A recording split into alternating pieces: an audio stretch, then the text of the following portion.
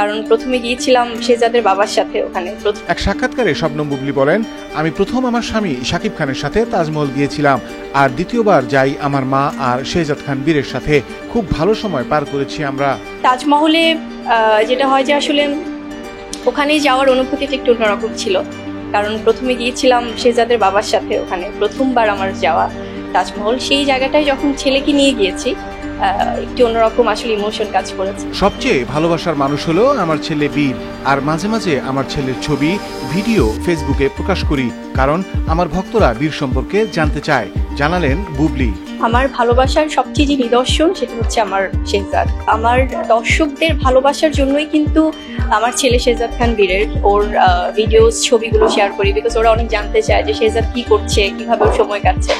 তো এখন অনেক ছোট, বাট সে যখনই ক্যামেরা ওপেন করলে সে আবার খুব স্ট্রিক্ট হয়ে যায়, বাট ক্যামেরার বাইরে আবার সে অনেক কিছু আমার সাথে বলে, অনেক কিছু শেয়ার করে তার জায়গা থেকে সে যেভাবে বোঝাতে পারে। সো ওকে নিয়েই সবসময় যখন ও আমার সাথে থাকে, তো আমি তো সেই ভালোবাসার নিদর্শন নিয়েই থাকি। তো স্পেশালি আসলে আর কিছু দরকার হয় না।